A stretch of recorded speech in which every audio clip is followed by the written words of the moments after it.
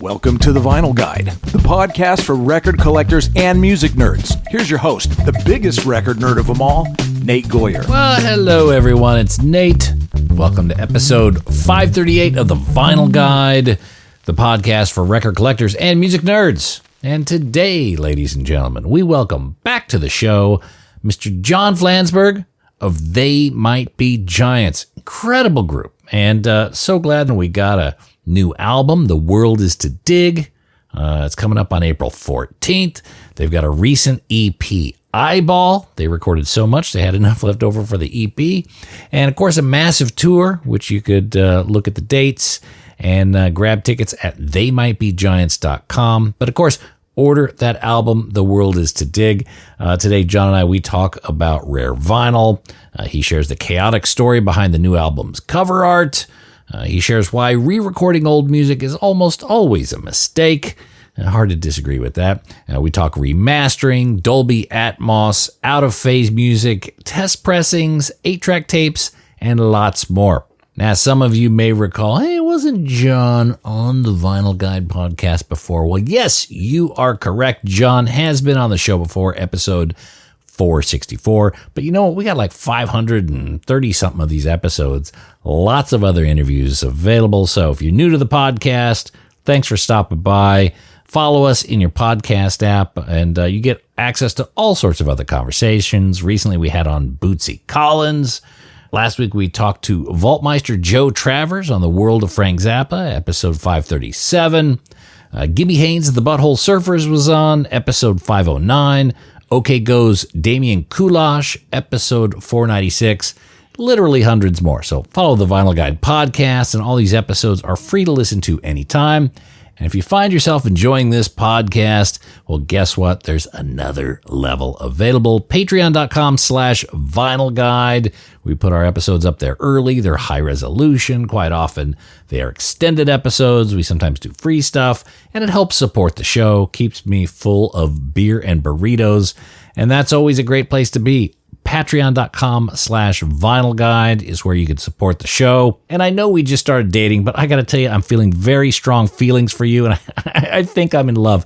So again, Patreon.com/Vinyl Guide is where you prove to me you're committed to this relationship.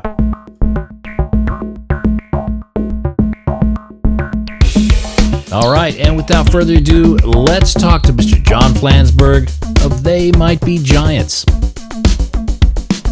Sorry about me. Sorry about me. Flansburgh.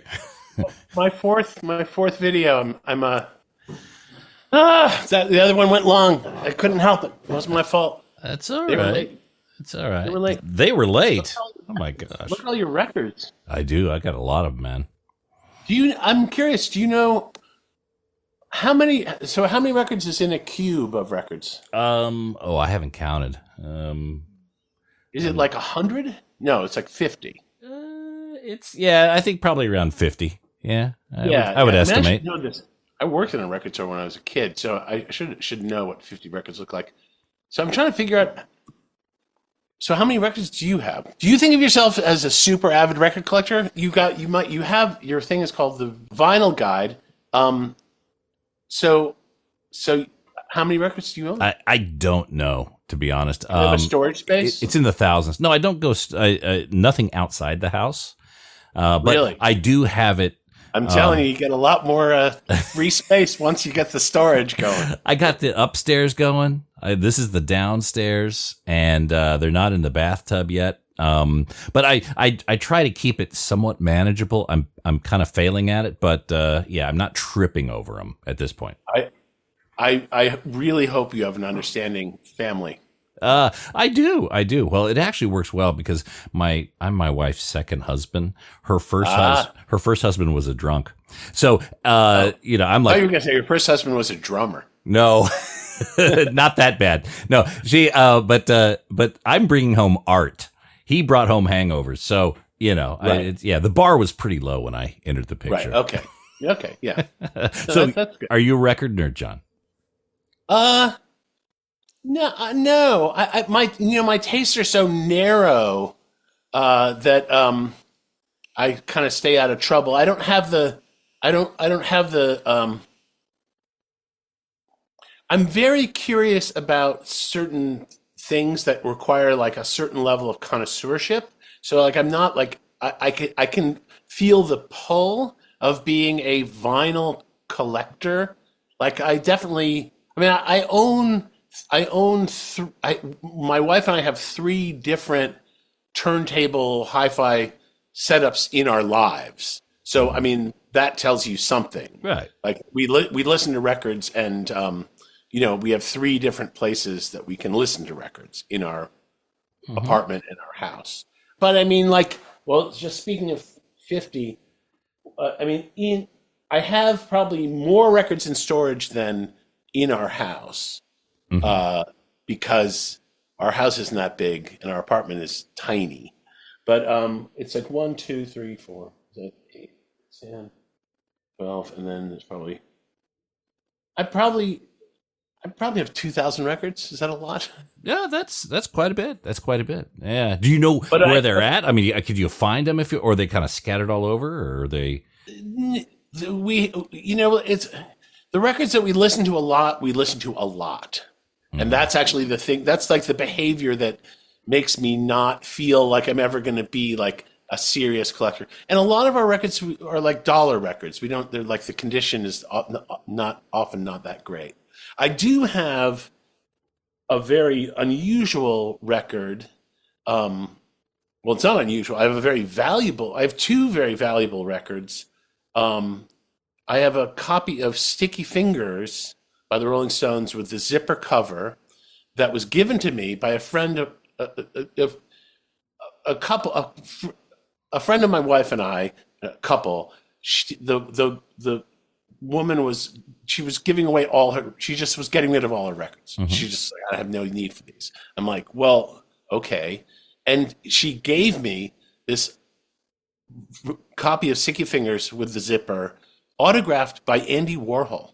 Oh, okay. And in the sleeve is a contact print of waiting in line at the Barnes and Noble on West 4th Street in like 1980, like a 35 millimeter film contact sheet of roll of film of just waiting in line, taking photographs of Andy Warhol, getting, starting out really small and getting bigger and bigger and bigger until finally she's like right next to him, and she was going to get a photograph of him signing it, I guess as sort of proof. But then it runs out of film, and the final 2 photographs are these multi-images. It's so trippy looking. It's multi-images of Andy Warhol and the guy who was the editor of Interview Magazine, who I forget his name, but he always shows up in the Andy Warhol documentaries. And it's just like 4 images of Andy Warhol holding a camera, just like piled up on each other as she's right next to him. And so there's no, like, I've watched enough like Antiques Road shows about provenance that basically I know that this falls exactly short of being proper provenance. So, yeah, what reason would lead you to believe that this is, that's the real deal? Well, that's beautiful. Okay, so that's one of them. You said you had 2, a couple of rarities. Well, I mean, and I have a. Well, I was for some reason. I mean, I flashed on this, conflating the 2 because I have a copy of the original Velvet Underground, peel banana record with the banana peeled successfully. So it's like the Dayglow pink banana underneath. And I when I was in college, I had a crazy, very collectible Velvet Underground record that was stolen from me, which is so annoying. Which was, in a dorm, like somebody stole a bunch of records, like they, out of my, that selectively stole some records. It was a copy of the Velvet Underground's second album, White Light, White Heat, which the initial pressing, and it's funny, I was just talking about this, I just was having another conversation about the same idea today. Andy Warhol at the factory had silk screen, the cover is all black, right? but he had done this thing where he had silkscreened onto the cover a slightly more gloss skull. The flag. It's like a flag. It's not right? a flag. It was not a flag. It was a skull, I believe. It was like a. It was I thought it was a Jolly Roger or something like that. Oh yeah, like a Jolly Roger. Yeah, skull and crossbones kind of Jolly Roger thing. And what's funny about it is you can't really see it unless you reflect it in the light, because it's kind of a gloss on matte proposition with the black on black. So, like to a civilian, to somebody who's not really observant, you might even not know that it's there. Right. And I have no idea how. I mean, I assume that must be highly collectible now. It's quite collectible. A couple $100, I think. Oh, okay. Because I know the pink banana one is like is like way up there. It depends on which one, because the pink banana one, they had this picture on the back. Are you familiar with the kind of the torso? Yeah, it's got the picture on the back. Yeah, the picture on the back. Some of it was later copies were airbrushed out because there was a face in the photo from the artist. It's a picture of them playing live, and they had like images behind them on the screen. And there was one image that showed the artist's face. I forgot his name, but he actually saw his face on the back of the album in the first press. And he was like, he said, "Hey, cha-ching," or he said, "Hey, what can we do, Verve?" Oh, I see. And Verve just said, "You could fuck right off," and they airbrushed him out. So for all future copies, so that first copy, the '67 copy, is known as the torso for some reason, right? So that's the one that is. Oh, okay. So I mean, it has the torso, but I don't know if it has the face. It might. I didn't detect any airbrushing. Right. But speaking of faces and lawsuits and rarities, I also I have a copy of Blonde on Blonde with Bob Dylan's girlfriend in it. The 9-panel. Yeah. Yeah. Yeah, so that's like kind of a thing, right? It is. So I guess I've got some collectible stuff there. Look at you, John. Look at you. Yeah, look at me go. Who said I wasn't a record collector? Well, I think you guys cultivate a very unique fan base, and there's all sorts of people with different hobbies and things like that. So, I'm sure you've got a lot of fanatic collectors that rotate in your orbit regularly. But just to circle back to the matte on gloss thing, our new album is called "The World Is to Dig," which is kind of a riff on a children's book title that I had when I was a kid, a book that was made by a woman named Ruth Krauss, and the illustrations were by Maurice Sendak from Where the Wild Things Are. It's a beautiful little book. And so I was just riffing on that title. And somebody was asking a question about the title, and I wanted to remember her name as the author and not just credit Maurice Sendak and mention the book. And I was looking, and I also had a couple of other of these Ruth Krauss books when I was a kid, and I was trying to figure out what they were. But she made like 20 different kids books with Maurice Sendak, and I couldn't really figure it out. And but then I was looking at her Wikipedia page, and I saw Ad Reinhardt. Now illustrated her very first book, and I was like, Ad Reinhardt is a very notorious New York abstract painter who he was the guy who Andy Warhol ripped off the gloss idea from, because Ad Reinhardt was a very, very well known. He taught painting at SVA. He was a professor, so tons of people had him. Half the art students in New York City studied painting with Ad Reinhardt. But he made black paintings. His canvases were just black, right? And he is the ultimate example of the I don't get it. People would just be like, they go into a gallery and see a show, they get to his paintings and be like, I don't get it. And what his paintings were, they were matte black paint with like a varnish on top of it, doing this some crazy intricate designs. But the difference was so subtle. You really had to stand in front of the painting for about a minute and let your eyes adjust to even see what it was. So like the kind of secret compact between Ad Reinhardt and his audience was, if you have the patience to actually stare at this long enough, like my imagery will be revealed to you. But if you are just like some, schmendrake coming through going like, my kid could do this, like you're not going to get anything out of it. And I have to say, like, I have nothing but respect for how crazy that impulse is to just be like, I'm going to be an artist, but I'm going to keep what's interesting about my art a total secret. So, well, that's brilliant. But I suppose you would have to see them live. Like I live in Australia, so the chances of me seeing one of those or getting it out of a book. Yeah, they're totally unreproducible. Yeah. Although I guess you could reproduce them by using matte black and varnished black ink. Yeah. Like a glossier ink. And that would actually reproduce. It's it's something that people do spot gloss in printing process all the time, and it's a way to make stuff pop. So you actually could reproduce it, but it would be a rough impersonation. Mm-hmm. Well, that's an interesting story. I'll definitely check it out. And that sort of influence, especially in a band like yours, you're making physical products. Do you guys have some pretty deep consideration for how, not just the music, but how the physical package, how that comes together? Yeah. Oh yeah. I'm kind of the de facto art director of our output, and it's been like 35 years of just nonstop.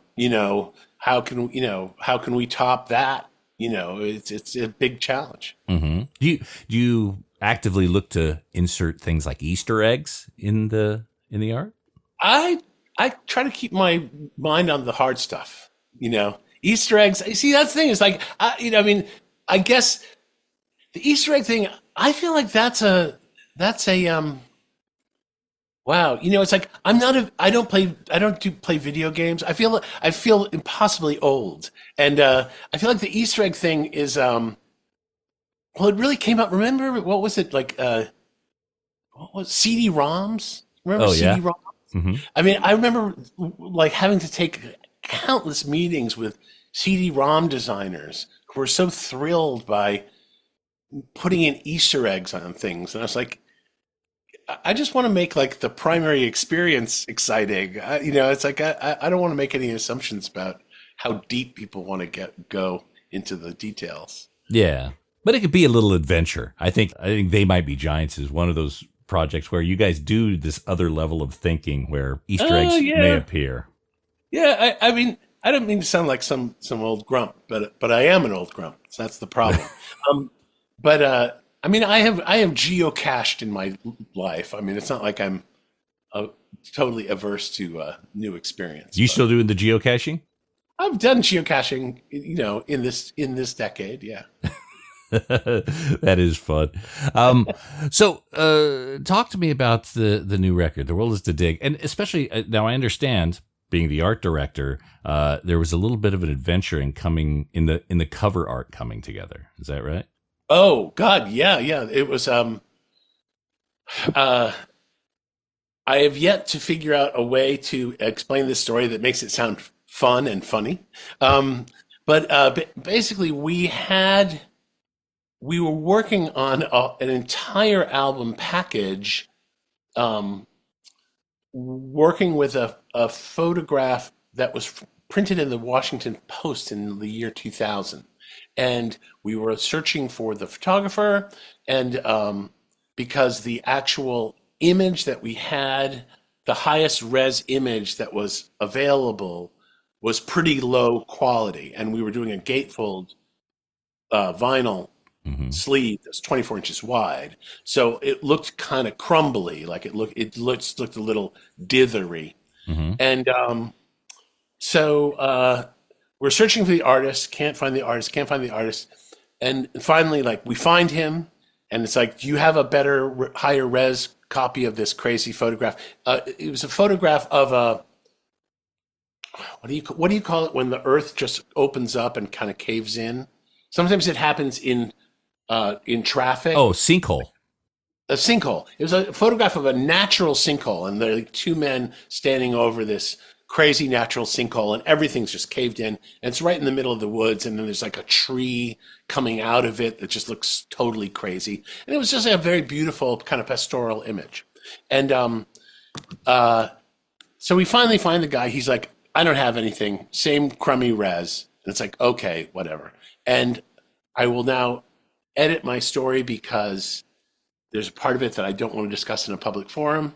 But then we kind of come to terms with the Washington Post, who have like a crazy idea of how much this photo should be licensed for. And we're like, we cannot pay that amount. Like no one is, you could be talking to, Taylor Swift and she's not going to pay you that amount. Like you are dreaming. So we're trying to come to terms with them. And they're like, and then it gets like knocked around a few times and everything. And then finally, like somebody, kind of has common sense. It's like, okay, it's fine. Like we get it. And everything's set. And meanwhile, my manager is saying like, you've got to come up with a plan B, because if the thing falls apart, then we're just going to be shit out of luck. And it's like, okay, get it. We come to an agreement. We're like supposed to like sign the papers. And then this is like a month ago. And then it's like just on the news, Washington Post lays off 1/3 of its staff. And we have literally never heard from the people we were talking to again. Oh. Like forget about like coming to terms. Like they're gone. Like whoever we were talking to, they just like packed their desk and left, never returned our email, whatever. It's like, even if we so we have a beautiful cover that is, a licensable image that was a very easy negotiation. But as I said, like I've got to condense my story into something that sounds delightful, because it was actually it was like a crazy crucible, just going through the permissions for this whole thing that just stalled. So you did yeah. So you did all these gymnastics to get there. It all of a sudden at the very last minute, it's like, nope. It was the ultimate rug pull. Yeah. So you had to scramble to get something else for the cover. Yeah. Okay. Yeah. Weeks. And so now, the cover is a beautiful painting from the sort of Hudson Valley School of Painters. It's of Yosemite, and it's a very arresting image that many people like more than the sinkhole photo. So, okay. So that explains the reason why the early promo photos say cover art to be inserted here, something like that. Exactly. Because that happened, like that was literally the day that came out was like the day that we the shit hit the fan with the Washington Post. Oh, okay. Yeah. Oh, geez. I've never gotten so far finishing an album cover that didn't happen. I mean, after like 25 different album covers, I've never had something that was done and then didn't happen. It was unprecedented. Right. Okay. Now, the way that you and Linnell work together, do you guys stockpile songs? Like, do you have another album or two left? Because, I mean, you put out the Eyeball EP. You had so many leftovers in this cycle. Not really. I mean, we've got, there's probably a half dozen songs that were finished or half finished from this last round of stuff. But, like a lot of times we leave songs off an album for very specific reasons about this sort of set of songs. Like there's a lot of songs that might sound kind of the same, or have like, or even just like the subject matter of the song kind of runs parallel. Like I was working on a song called Moonbeam Rays that was on the last album. And the opening line is, by the time you hear this, which is like a phrase that people write on notes, or by the time you read this, or, in messages or notes, people will say that's a very common term of phrase. And we were recording the previous album, we were recording the book album and John came in with a song that had a lyric that started, "By the time you get this note," and I was like, "Oh well, hell." Now now I'm stuck. I can't put this song. And I was like super psyched about this. I thought Moonbeam Rays was a really strong track, but it's like I was just a day late to the party. Like I think if I had come in with Moonbeam Rays the day before, John would have been like, "Oh, well, now I can't do my." It's like because it's just too the same. Yeah, yeah, yeah. And there was no discussion about massaging one of them or the other. It's just, I just was like, I'm going to wait for my shot. The universe is sending me a message. Let's just Yeah, go with yeah. it. Okay. Okay. So that's interesting. Did you guys ever, is that the first time? I'm sure it probably wasn't the first time you guys have had the very similar line of thinking come in with two songs that kind of have striking similarities. Yeah.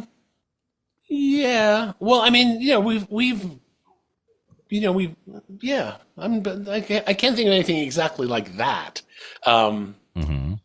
But even the zeitgeist, like, something maybe in the news or inspiring you guys similarly in different locations, different ways. yeah, I have to say, I was looking at our album titles. I was doing some kind of search for album titles. Like I'm trying to find listen to a track that's on Spotify or something. I'm looking up our own stuff on Spotify. I'm kind of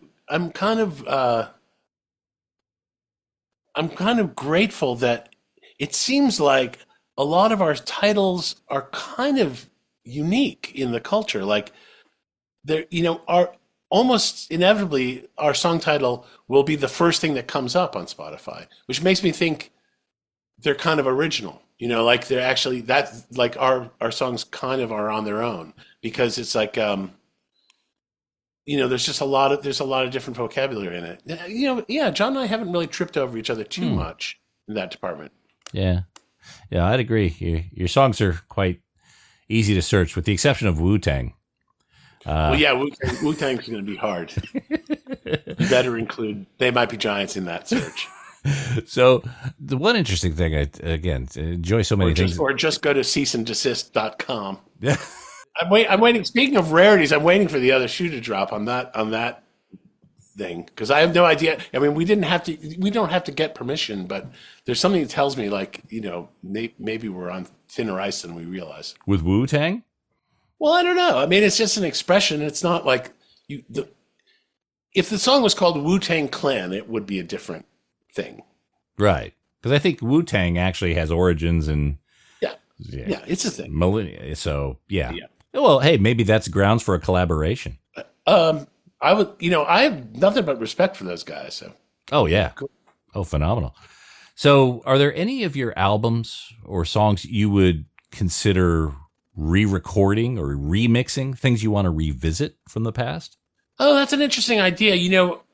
Years ago, Frank Zappa did this thing where he re-recorded a bunch of early things that he did. And I'm not exactly sure what was behind the impulse to do it, but I remember hearing it, and I found it was informative because not too many people try to do stuff like that, and I felt very alienated from that project. Like it had very modern sounding drums, but all the rest of the tracks were like these kind of classic mid '60s psychedelia. And so we're only in it for the money. Yeah. I mean, I love We're Only in It for the Money. The original album is like an incredibly cool sounding record, and I just think you can't improve on that. I mean, whatever the shortcomings are, once everything's kind of set, I feel like those things are kind of. It's very hard to make the sonic. I mean, I understand why musicians want the sonics of their stuff to be improved because it's like you start out and you don't know what you're doing and you make all these weird choices and sometimes it comes out a little lumpy and it's just frustrating to listen to. But that's kind of the way it goes. I think you really have to just be philosophical about it. Remastering stuff can be nice. It can make stuff a little more powerful or cleaner or punchier. But like the full cyber treatment is a little. I find it kind of disarming. I mean, I remember a friend of mine, we were listening to a remastered version of Are You Experienced by Jimi Hendrix, which is a record that, like, as a little kid, I heard a lot. And one thing that's really different about the remastered thing is you can actually hear the kick drum of the drums, which is like a perfectly legitimate thing to pull up in a remastering of a seminal rock album. I mean, it's like, the drummer is playing the living hell out of the drums. It's like you'd think you'd want to hear the kick. But the truth is, it's kind of it's a little disorienting after if you've never heard the kick drum before to suddenly hear how this guy Mitch Mitchell, he's like kind of doing a Keith Moon thing with like a very hyperactive style of drumming, and there's a lot of kick in it, and the remix sounded really different, and it was hard to get used to. I mean, I think the Beatles remixes are really good at that's like probably the best example of how to do it. I mean, they've I guess they really are taking apart the mixes and rebuilding them. Yeah. But it's done so respectfully, and so I think they're so mindful of, the front row of that crowd is so loud that I think that if you screwed it up, you'd be in the penalty box. Yeah. Well, I think they even went so deep as to think, if there's a squeak in the audio and it's due to Ringo's pedal, they kept it. If it was due to his chair, they didn't. They went like super deep into the, philosophical, what does belong in the remix, what doesn't. Wow. I think there's a Led Zeppelin record where I would love to hear the squeaks removed from the kick drum. Oh, There's like a kick drum pedal. There's a squeaky kick drum pedal. I think I don't know which record it is, but it's like it's on a bunch of songs. If you're doing like headphone listening of Led Zeppelin, like it's like they definitely did not have a 3-in-1 budget for that record. There's a couple of Velvet Underground songs where I want them to go back and tune the guitars a bit better. Oh yeah, like reach in and just like a little more on the high E string You're here. a little flat there on the G. Yeah, and there's some Kinks records that are like that. But I had a friend who was really into out of tune. Like their favorite music was all that kind of Rush Job British invasion stuff, because all those records are kind of out of tune, and they're very charming. Yeah, I don't have perfect pitch, but I get super annoyed when something's slightly off. You don't need perfect pitch to know that those records are out. Would you consider sharing the stems of music for remixes? No. Not even a Wu-Tang. No. Okay. I mean, we've done like remixes, like DJ kind of remixes, but usually they want to work from the ground up. Like the most interesting remixers kind of have their own thing, so they'll just get the vocal stem and then go nuts on the track. So that's kind of nice. But I don't know. It's just, I mean, these days people can just pull anything out. I think if you've got Logic, you can kind of pull out anything from a track now. Yeah, with AI, you could isolate different bits, and Yeah, you don't even need to go back to the master tapes. Yeah. Well, and that's kind of fortunate. I mean, like what's odd is we made a couple of albums on this 3M digital 48 track machine that, like basically it's totally orphan technology now. You can't find those machines anymore. For like a decade, you'd go into a big studio and there'd be like a 3M machine in the hallway. And it was like this giant white elephant of a thing. It's like the size of a Volkswagen Beetle, and it was incredible in 1990 to have 48 channels of digital that you could really use it like Pro Tools. You could punch stuff in like in tiny amounts of musical space, but it's like it didn't take off, and they're really expensive to maintain, and nobody liked it that much. So it's just like they slowly disappeared, and now we couldn't even get, it would be easier for us to get the multi-tracks of what we did in 1985 than what we did in 1994. Yeah. I just had a conversation with Joe Travers. He does the Zappa vault. And right. they're going through, similar things. And Frank, and it's interesting you brought up Frank a little bit ago, because I had it in my notes that there's a lot of similarities between They Might Be Giants and Frank. Both of you seem to be don't mind being on the bleeding edge, trying new formats, trying new things, and running your own business as well. So there seems to be a pretty strong respect for Zappa's legacy in your band. Yeah.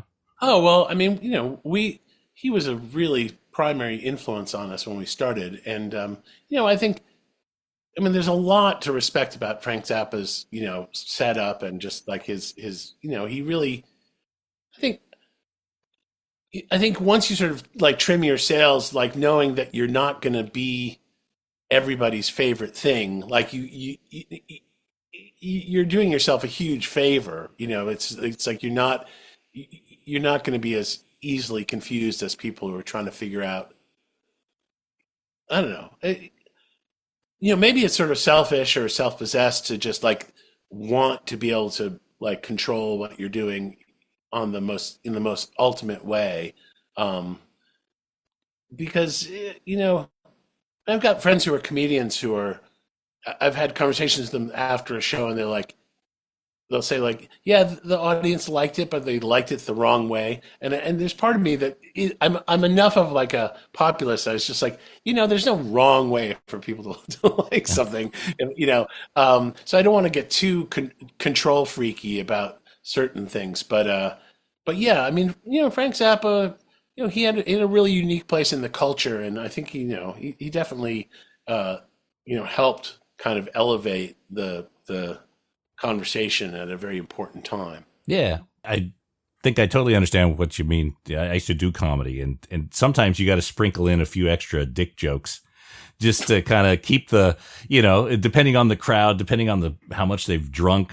Oh, you're saying from a practical point of view, like you need to, a little stoop to conquer. Well, yeah, depending on what they're into, Well, I mean, it's a funny thing, like, your life experience like informs so many things that kind of change you whether or not you want to be changed. Like, I remember when we first started out in New York, we were playing in a lot of performance art places, which were very different than rock clubs. Like, specifically, they were not rock clubs. They were people who were kind of coming in for like these experiential things, and it was half theatrical, and it was anything goes. Like, some of it was just for shock value. Some of it was a lot of it was kind of fascinating. It was very wide open.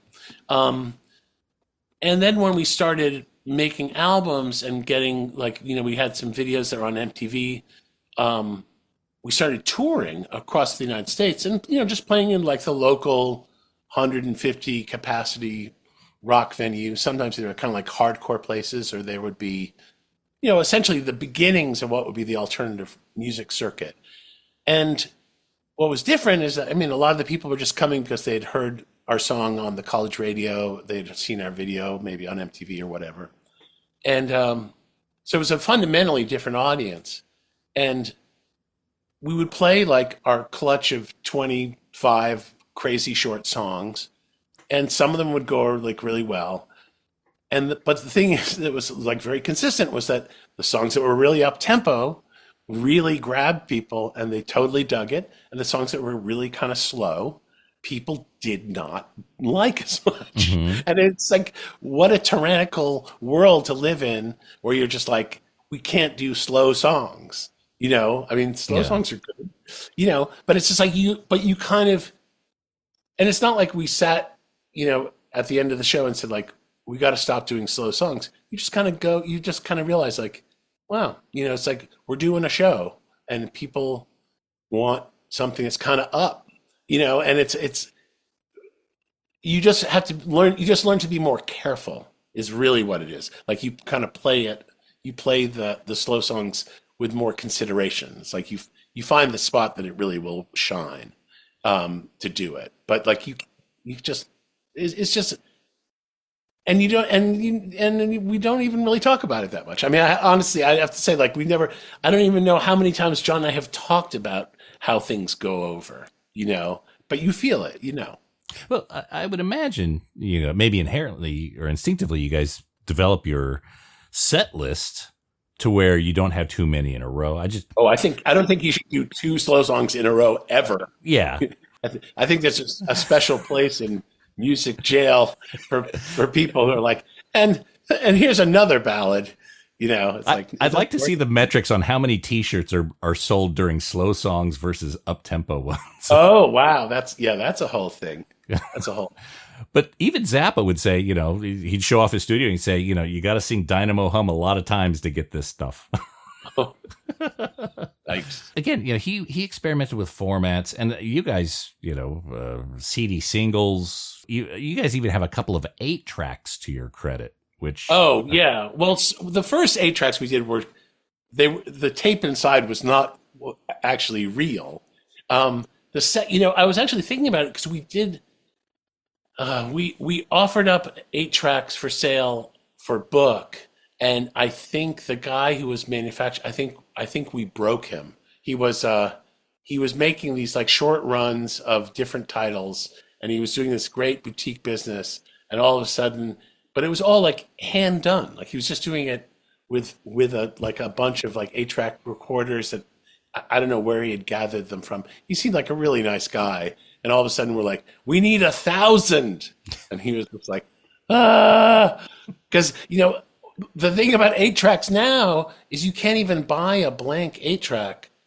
You have to kind of reassemble it. Like you have to unscrew it, put in the little rubber gasket in the back, all the original ones that were made in the 70s, the little piece of Scotch tape that holds the foam on, all that stuff has fallen off or turned to dust. So it's like you basically have to rebuild each cartridge and then re-record it. It's just like a bizarre. I mean, there's no factory making it. It was just this guy. So God bless him. I hope he gets out of rehab soon. And then I guess the other 8-track, Purple Toupee, that was just stickers over Lou Rawls 8 tracks. Yeah, it was all Motown because the Motown cartridges were purple. Okay. That was the official color of like Motown was. It started out as blue, but then it became in the 70s. It became purple. Like if you think of like your Jackson 5 records, all the labels were purple. Okay, all right. So looking in the future, or maybe even a little bit now, you guys thinking about Dolby Atmos, or have you seen those Kit albums? I haven't. We haven't done Dolby Atmos. I don't know what's the. So is Dolby Atmos for like home theater? People listening to music on home theater? Well, it could be home theater, but it could also be headphones. Like 5.1? Oh no, it's I think like 100 speakers. It could, and it's spatial mixing. Headphones actually will try to replicate but that. Who has a home theater with 100 speakers? Oh, besides, George Lucas. But I'm talking but in the headphones they do the simulation. So it becomes. Have you experienced it? Yeah, absolutely. If you listen to, in fact, a lot of Zappa is being remixed in Dolby Atmos right now, and it's an interesting sound. It's amazing, yeah. Especially the live sets, because then you start to. It's almost like you're on stage, and there's Napoleon Murphy Brock a little bit this way to your right, and Chester Thompson to the left. It could be an incredible experience. Huh? I've never had it demonstrated to me, and I work with a producer, engineer, Pat Dillett, who I think he hates Dolby Atmos because he's a classic, stereo mixer guy, and I feel like there's like what happens when a lot of times projects that you work on really hard get flipped into Dolby Atmos through some kind of preset that he's not involved in at all, and I think it's a little maddening when you're like he'll be working with like Donald Fagen on something, and they'll be working on it for a year, and then like a week later it's been shoved through some Dolby Atmos preset thing, and I don't even know what the output of it sounds like. So I'm speaking from total ignorance. I mean, I did go to the Harvard Coop and Harvard Square in Cambridge in 1970 and listened to Pearl by Janis Joplin. I didn't even know she had died yet, and it was in quad. And I remember sitting in the middle of this gigantic quad demonstration, and I have to say it was pretty damn cool. But that's the limits of my experience with more than 2 speakers. Yeah, I'm looking. I don't know, 2. I think 2 might be enough for me. 2 is all I can handle. Well, I definitely want to. I'm looking to invest in some really good headphones because the earbuds will do simulation, but a really nice set of headphones. Again, comfortable, a little bit more, wear them a little bit long term, and then be able to experience the Dolby Atmos a little bit more. Well, if you got Dolby Atmos things, would they be like, would there be different speakers inside the headphones? It's not 5.1. It's something else. Yes, it's beyond 5.1. So, okay, so in one speaker that's on, resting on your ear, how is it atmosing? Again, this is the trickery of the simulation. But you can feel it's definitely a distinctly different. Yes. I mean, there must be some crazy phasing. I can't even quite understand what it would be that would make it different. Yeah, and I come from a traditional studio background, so I totally get what you're saying. In the earbuds, again, I've had the simulation, but the earbuds annoy me after 20 minutes. So I want to get the nice cans that will, I'm willing to invest, but again, I know very little about it except the experience is very unique. Right. Interesting. Yeah. Well, I mean, I should check it out. I mean, I'm sure it's a vibe. There you go. So look, John, I always love chatting with you, and I really appreciate you sharing lots of information here with the record nerds of the world. Real quick, but I need to know what is your most collectible record before we leave. Ooh. Tell us what's your most collectible record. It seems like it's probably. I'll show you. Right, I won't talk too loud. He's going over to his records. Oh, it's right at hand. It's incredibly handy. Yes. Hang on. Oh, wow. That's pretty heavy. Yes. For those of you who are listening on Dolby Atmos only, no video, is a Nevermind test press.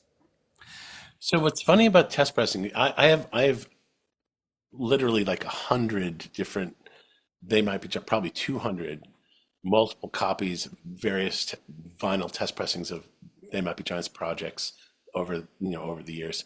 And the thing I always wonder about the test pressings is, what if you get a test pressing that was rejected? Ooh. Is that even more valuable? Yes. I'll tell you. I'll give you a story. I just recently rejected a test pressing, and I was thinking, like, is this going to be like super collectible someday? Here's your retirement portfolio, John. Yeah. No, absolutely. In fact, there's a story of the Saints. The first album, I'm Stranded, if you're familiar with that. What a great album. What a great song. Yeah, 100%. And they went and recorded the album, and there was a mix of it that went to the test press phase, and the band said, nah. They went back, remixed the album, and then that's the one that all of us hear.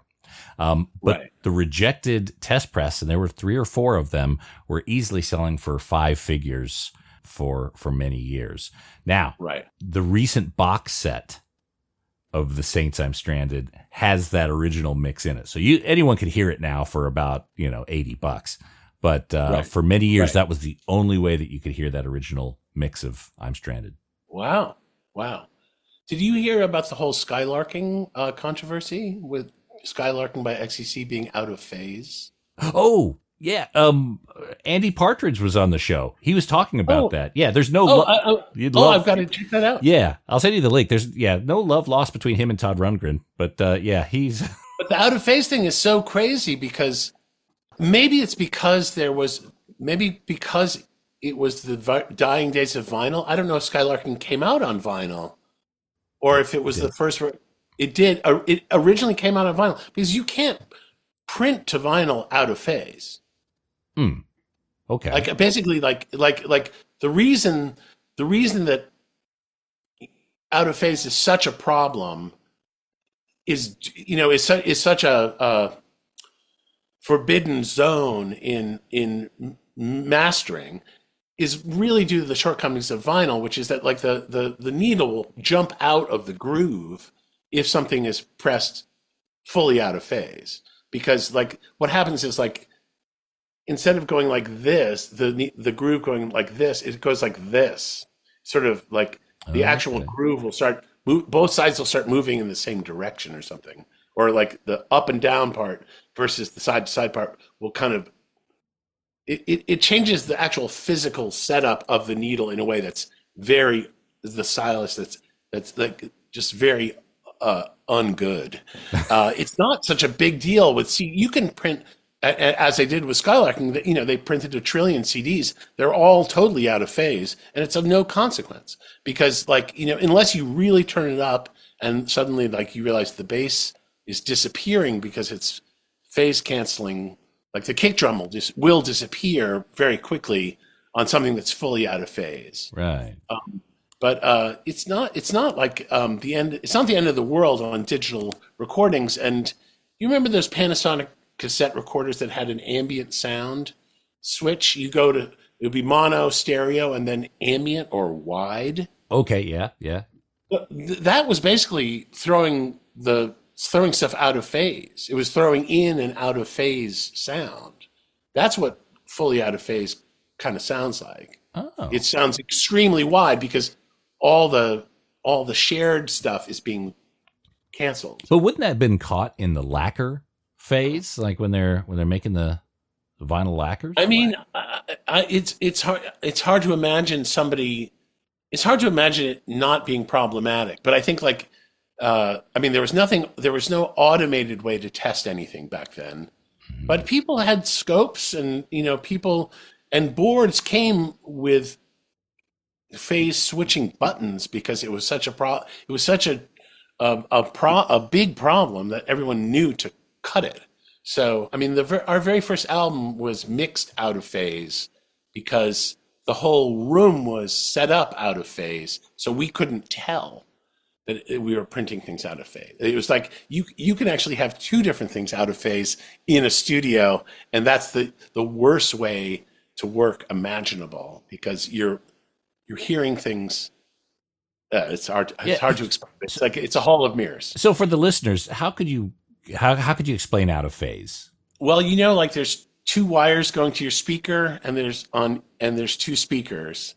If you flip the red and the black wire on one of them the wrong way, and then you just start turning up your stereo, you'll realize that once it gets kind of loud, all the bass information is disappearing in midair because the sound coming out of one speaker is hitting the sound coming out of the other speaker, and it will literally cancel it. It's like an actual physical thing where it disappears. There is I think it might be the piano on Sympathy for the Devil was recorded out of phase. It was mixed to the stereo record out of phase, and I think that's the song. I'm pretty sure that's the song that if you listen to it quietly, the piano's quite present, and then you turn it up and the piano disappears. Yeah, which is a very easy demonstration of phase cancellation. So it's but these are problems that only people who listen to vinyl records have. Well, I mean, I guess you can listen to your CD that's out of phase, and it's the needle won't jump out of the thing, and there's lots of hip hop records that are recorded out of phase. Mm-hmm. But we digress. Well, it was nice seeing your crazy record. I'm glad your kids have a college fund sitting in the form of a 12-inch record. I don't know. In 20 years, are people still going to be looking after records? Oh, I think that's going to be pretty collectible. Well, that one is, yeah. There's a handful that'll make that grade. Well, John, all right. You be well, mate. And again, congrats on the new album, and look forward to seeing you on the road. Yeah, rock on and on. Okay, cheers. Bye.